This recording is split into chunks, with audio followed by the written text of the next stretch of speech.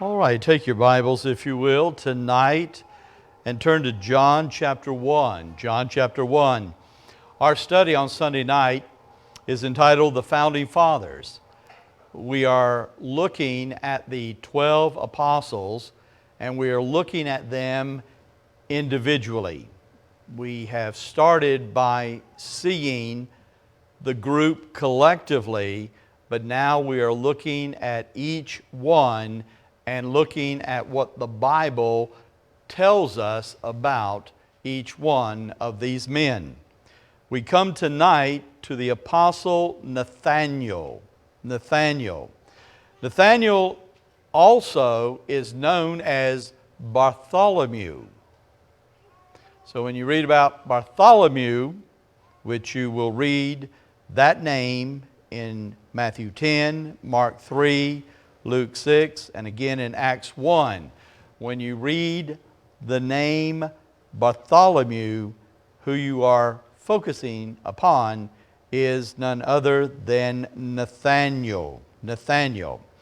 He is one of the first 5 disciples to come to Jesus. And this is the block of men that John focuses upon in the opening chapter of his gospel. Look, if you will, in John chapter 1, beginning in verse 43. The same day, or the day following, Jesus would go forth into Galilee and find Philip, and saith unto him, Follow me. Now Philip was of Bethsaida, the city of Andrew and Peter. Philip findeth Nathanael, and saith unto him, We have found him of whom Moses in the law and the prophets did write, Jesus of Nazareth, the son of Joseph. Now, note how Philip will make mention of his understanding as to the identity of Jesus. He calls him Jesus of Nazareth, and then he refers to him as the son of Joseph. Now, with that being said, look at verse 46. And Nathanael said unto him, Can there any good thing come out of Nazareth? Philip saith unto him, Come and see. Come and see. I like the fact that Philip does not enter into a debate. He does not enter into an argument. He just gives a challenge. Nathaniel, come and see for yourself. Check it out. Now he goes on and he says in verse 47, Jesus saw Nathanael coming to him, and saith to him, Behold, an Israelite indeed, in whom is no guile. Nathanael saith unto him, Whence knowest thou me? Jesus answered and said unto him, Before that Philip called thee, when thou wast under the fig tree, I saw thee. Nathanael answered and saith unto him, Rabbi, thou art, now note this, the Son of God. Thou art the King of Israel. Now, isn't that interesting when you compare the manner that Philip introduces Jesus and now the understanding of Nathanael of Jesus? To Philip, it was Jesus of Nazareth, the son of Joseph. But to Nathanael, it's Jesus, the Son of God, the King of Israel. Now that is a dynamic change. And that's the storyline that we want to investigate tonight. Nathanael's name means gift or giver of God. And as you read the record of the Gospels, you will find that Nathanael is always paired with Philip. All that is known of Nathanael is presented in this passage by John. And so what we want to do is we want to look very carefully into what we read here as recorded by John. The first thing we want to look at is Nathaniel the man. Nathaniel the man. In verse 45 and then again in verse 46, there are two things that are marked out by John concerning Nathaniel. Number one, he is a seeking man. A seeking man. Philip comes to Nathanael telling him that they have found the one who is the true Messiah. So, as we have mentioned earlier, these men were actually disciples of John the Baptist. They were of that group at that time that had the knowledge of Scripture that had led them to the point where they were now looking for and trying to identify the one who would come and present Himself as the Christ, the Anointed One, the Messiah of Israel. So they knew the Scriptures, and we'll see that in just a moment. So Nathanael is of that company seeking the true identity of the coming Messiah as had been promised by the prophets in the Old Testament. Not only is he seeking, but he's skeptical. He's skeptical. Now, once Philip comes to Nathanael telling him, hey, we have found him. And he identifies him as Jesus of Nazareth, the son of Joseph. Once he does that, the first reaction on the part of Nathanael is given to us in verse 46. He asks a question, and the question is, can there any good thing come out of Nazareth? Now, that is a question that we have to ponder for just a moment. The first response to that question on the part of Nathanael is to identify this question with Nathanael's skepticism. When Nathanael hears about this man from Nazareth, he begins to question what he has just heard. The reason for this is that the town of Nazareth was really so backwards, so backwoods, that when you stop and think about it, the town of Nazareth is not even mentioned in the Old Testament. Jesus was not born in Nazareth. Jesus was born in Bethlehem. But his parents, Mary and Joseph, they go to Nazareth, and therefore Jesus becomes identified with Nazareth. Instead of being Jesus of Bethlehem, he becomes Jesus of Nazareth. And so the town of Nazareth is not even mentioned in the Old Testament. The Old Testament prophecies, that is. Nor was the town ever of any note. We never read about anybody of great note or any event of great note taking place in Nazareth. And so Jesus, being born in Bethlehem, yes, he would grow up in Nazareth. But as he grows up in Nazareth, he just becomes identified as being the son of Joseph, no more, no less. Now, what is interesting is this. Jesus, thus far, has approached a group of men that are from Galilee. He will only have one disciple who will be Judean. The Jews to the north, Galilee. The Jews in the area of Jerusalem and south, the Galileans, are the Judeans. So you have, within Israel, you have two fractions. You have the Galileans to the north, Judeans to the south. Jesus will only have one Judean apostle, and that will happen to be Judas Iscariot. All the others will be from Galilee. Now what is interesting is the Galileans had great disdain.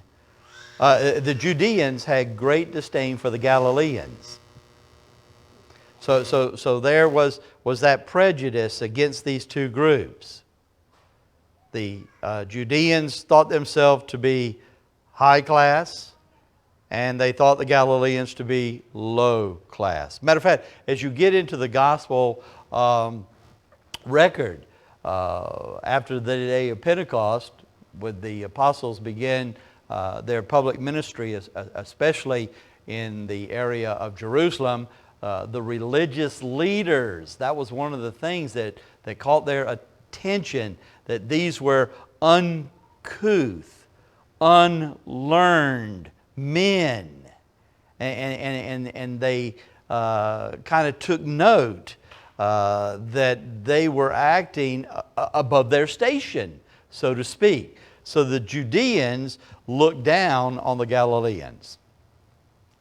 Now, what is quite interesting is this. The Galileans looked down on the Nazarenes. And so the Nazarenes were considered as the lowest of the low. And so when we read this statement on the part of Nathaniel, it really sounds as though he's very skeptical. Can any good thing come out of Nazareth? But I think there's a different nuance. I don't believe that we could say totally that his question, his rhetorical question, can any good thing come out of Nazareth? I don't believe that we can just say that that is a statement out of prejudice. Though I'm certain that that would have some factor in what he said. But I believe that there's a second nuance. I believe that what he's saying is not only bred by prejudice. I believe what he's saying could just as well be bred out of concern. Now think about this. We got a real problem. If Jesus is truly the Christ, the Messiah, the Anointed One, the King, he's going to have a hard time in his acceptance before the nation, knowing that he is identified with a town that is essentially the lowest of the low. You've got the Galileans in disfavor of the Judeans. And now you've got the Nazarenes in disfavor to the Galileans. And so Jesus of Nazareth, this really is not going to help his public image. I believe both of these things were a part of what led Nathaniel to say what he said. Can there any good thing come out of Nazareth? Because in essence, Jesus being identified with Nazareth, he's starting off on a very weak footing. Of all places to be associated with, in the mind of Nathaniel, no doubt he's thinking, oh, not Nazareth. We've been waiting. we've been studying, we've been praying, and now you tell me that He's here, and He's from where? Nazareth? That's not good. That's going to cause a problem. We've got to associate Jesus with somewhere else, but not Nazareth. And so I think that as he raises this question, I think that his skepticism is not purely bred by his prejudice, but I believe it is also bred by his concern. You would think that the king, the promised king, would come from a better place. At least a place worth mentioning. So that's Nathaniel the man. Now let's look at Nathaniel and the Messiah. Now Nathaniel, having been told by Philip, come and see, he does exactly that. Verse 47, Jesus saw Nathanael coming to him. And so as Jesus sees Nathanael making his way,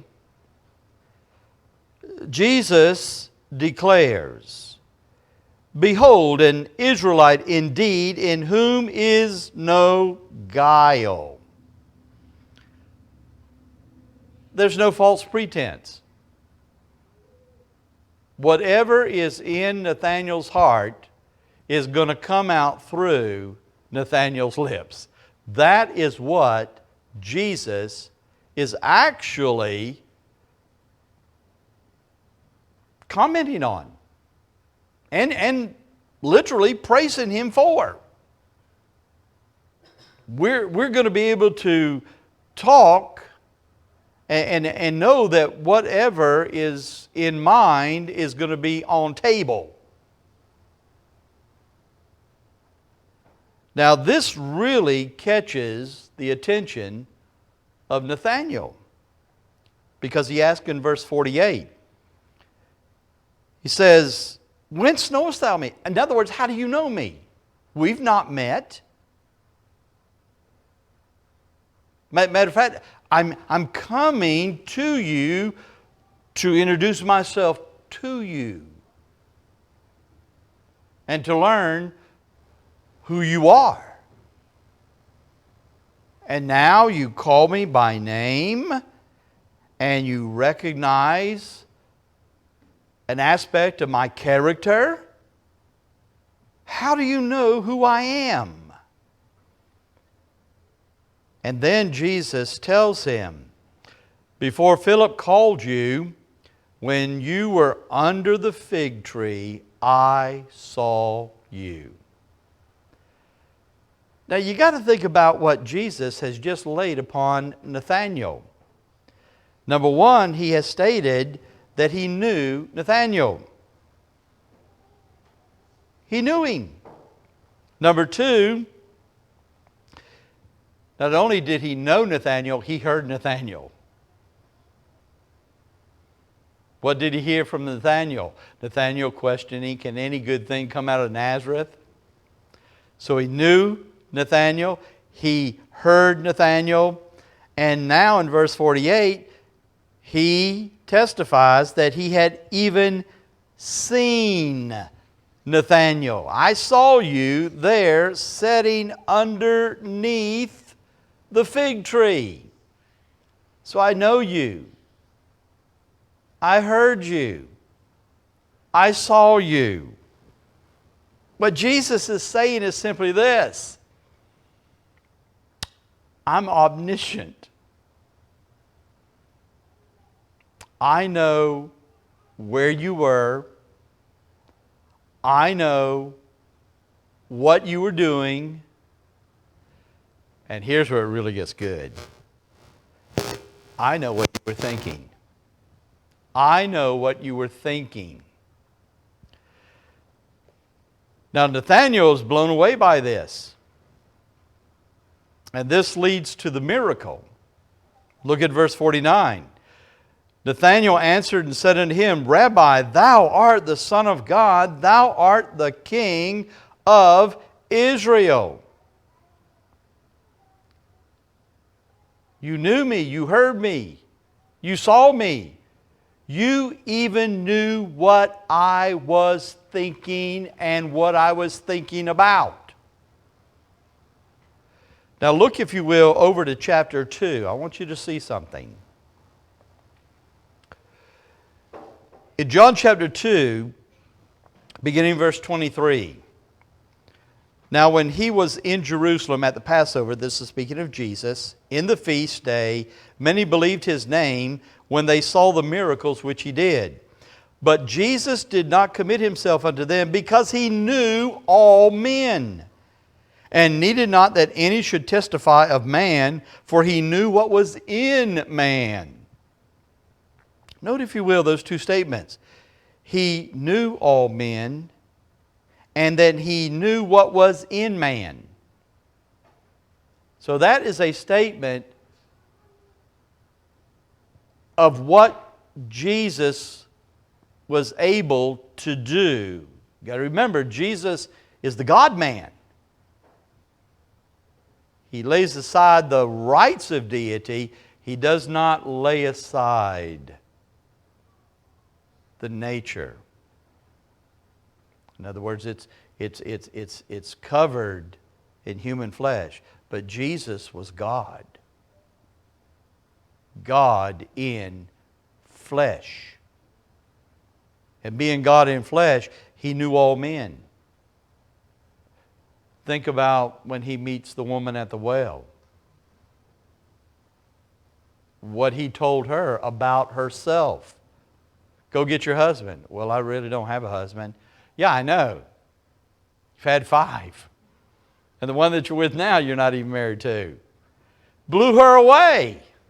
And what does she do? She goes back to her village and she says, let me tell you about a guy who told me all about me. And then they came back following her as she returned to Jesus.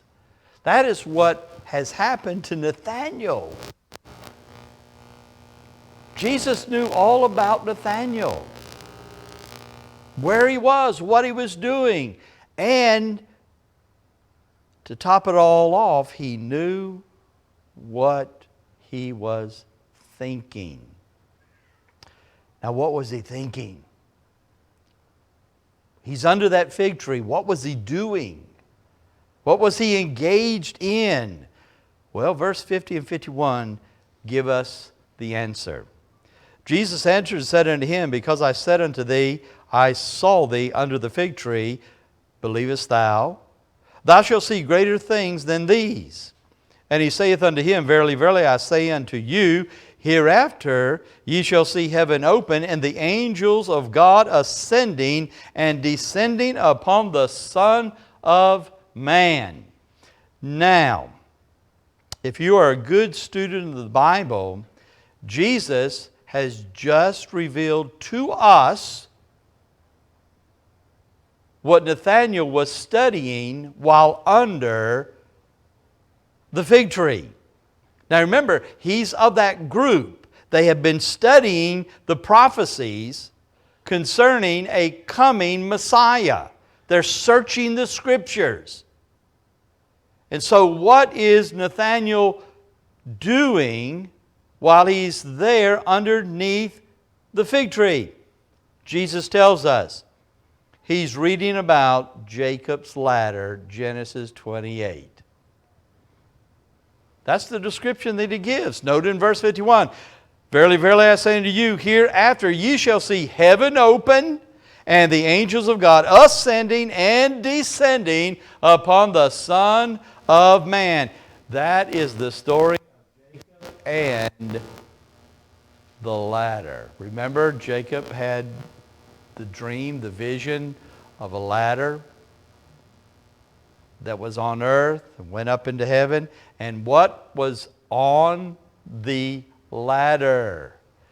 Angels. What were they doing? They were coming and going. And so here Nathaniel, he's never met Jesus. He's under the fig tree. He's studying the prophets. He now has been informed by Philip, we found him. He's here. The one whom the prophets have spoken of. He is here. And Nathaniel now can put sight to faith, because he will actually see Jesus. And Jesus will reveal to him, I saw you, I heard you, I know you. I know what you were doing. But I want you to know something, Nathaniel. Beyond this moment,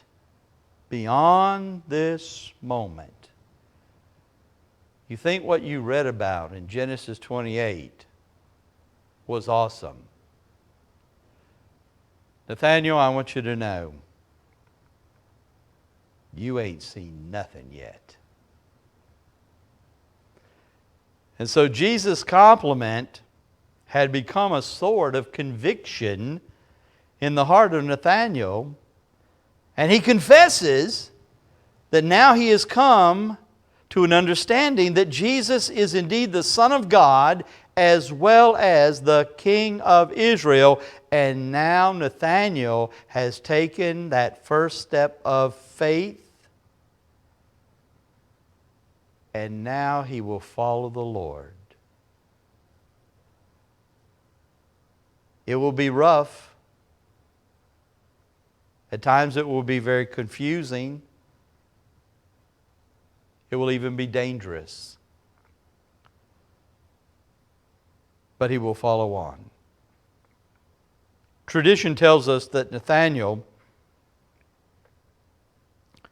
being known also as Bartholomew, that he preached in Ethiopia and was believed to have met his death by either crucifixion or by being skinned alive. His remains are said to be transferred to the Roman Church of St. Bartholomew on the island of Tiber, and even today they celebrate the feast of St. Bartholomew by the Latin Church every August the 24th.